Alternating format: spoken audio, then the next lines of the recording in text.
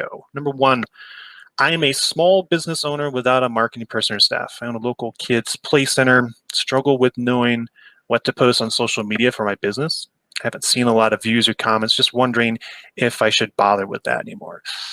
What should I be doing to make my marketing work better throughout this COVID mess? That's a great question. Sarah, what do you think?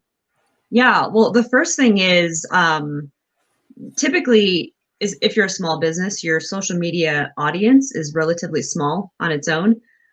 Growing that audience will help in many different ways, but one way you can do that is by boosting the posts. And it may seem like the obvious solution, but when you're boosting, you're not only targeting the audience that you want those posts to reach, but then you're also gaining new audience. You can even have like CTAs in your post that people can like your posts. And then that way, when you post in the future, more people are seeing it because your client base is larger or your audience base is larger. Another thing to think about with that is if you're not getting a whole lot of post interaction, like a lot of likes and comments, maybe review your site analytics. You may find that people are actually visiting your site through your link, but they're not necessarily commenting or posting. And in the end, that is what you want. You want people to go through your post to your site and have that type of interaction because that's the type that's going to make you money. But I mean, likes and comments are always great too because it looks really great from an audience standpoint. But before jumping to conclusions that it's not working, just make sure you're surveying your analytics and finding out where that's coming from. Because if you're getting that traffic to your site and you're getting sales that way, that's exactly what you want. That's good stuff. And for those listening in, a CTA, that's what a call to action, right? Sorry, I use a lot of synonyms, not synonyms, acronyms. Yes. That's all right. Tom, what do you think? I was going to ask some questions add some questions to Sarah's plate, but the things I was thinking was,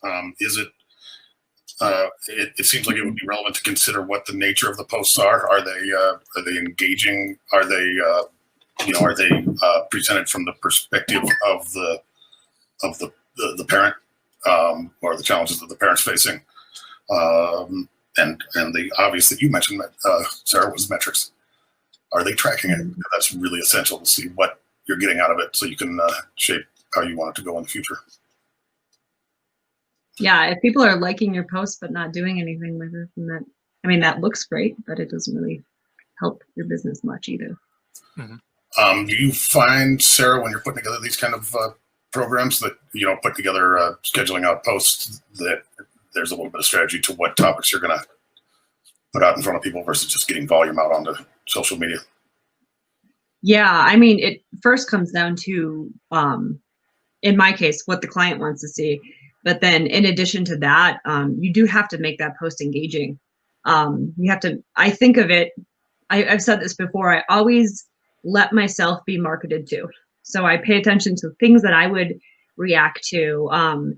If it is a rather dry post in itself, the text, maybe find a way to draw somebody in with like a unique question or a unique starting point. And then having the call to action at the end be very clear what you want people to do. And then even if after all of that, what you're writing still needs a little bit of an oomph, you can always use an image that helps.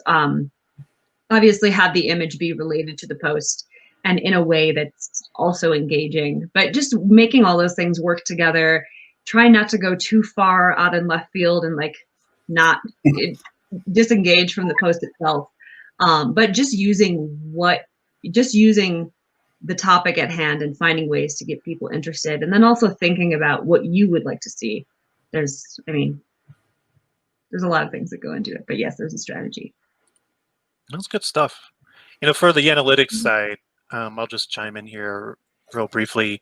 There's things like pixels. So like Facebook Pixel, it's essentially kind of a tracking code that you can get set up, with your website that also interfaces with with Facebook.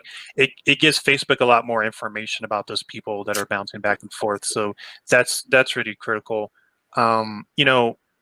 Business in the time of COVID, think about that sort of thing, like a business like this that's trying to get more traction, definitely making sure to explain, yeah, we're still open. Here's the precautions we're doing. Here's how you can still have fun, and show that this is actually the case.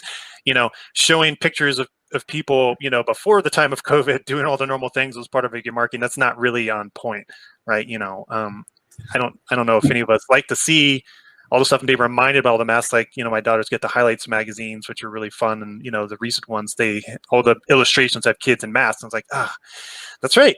This is a reality at the moment, but that's okay. I mean, trying to hide it or pretend is not the case may not help as well. That's some good stuff.